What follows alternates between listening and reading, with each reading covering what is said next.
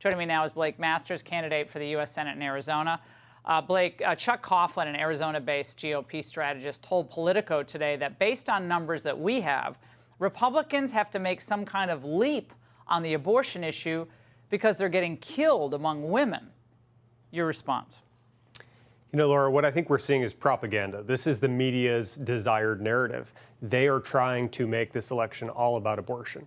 The Democrats, Mark Kelly in Arizona, he wants to just talk about abortion because they don't want to talk about the wide open southern border. They don't want to talk about double-digit inflation. They don't want to talk about how our kids are being taught transgender ideology in our schools. You know, they don't want to talk about their failure, so they're trying to gin up outrage on the abortion issue.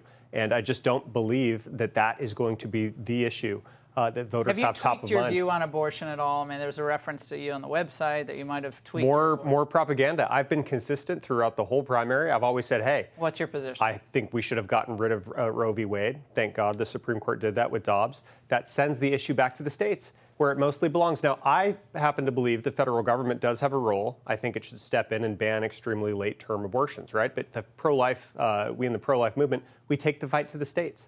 And I think that's where So you believe in exceptions for the life of the mother? Absolutely, and Mark Kelly lies about that. But they have to lie because they have nothing good to run on themselves. You and I were talking during the break about Mark Kelly. Where is Mark Kelly? I never see him, ever. I mean, it's not that you have to live and breathe on television, but it's like he doesn't exist. He hides away. He does the Joe Biden 2020 hide in a basement strategy. It's a hologram candidacy. He's a hologram candidate. You know, he's got all this money and he runs these fake ads where he pretends to be a moderate Republican. But, you know, actually, no, people know he's just voting in D.C. in lockstep for Joe Biden. 94% of the time. 94%, 97%. Basically, when it matters most, Chuck Schumer owns Mark Kelly's vote. Now, 1 month from today, you're going to have one debate. Is that it? That's right. He agreed to one debate? We challenged him to 4 in hopes that he would just agree to 1. And we got him. So he's going to debate me, and I think it's going to be a spectacle. Who's moderating it? Do you know? The PBS, you know, they'll be somewhat left-leaning, but you know what? That's okay. I'll play an away game. No. It'll be fair. Now, I like this line from Ronna McDaniel, who wrote a piece that I missed, came out just a few days ago in The Hill, about how he's kind of like Fetterman in a way. Not that he has a health issue, thank goodness, but that he pretends to be this everyman, moderate. But he's really just a California liberal who happens to, you know, be running for re-election in Arizona, but he's not really a moderate on any issue.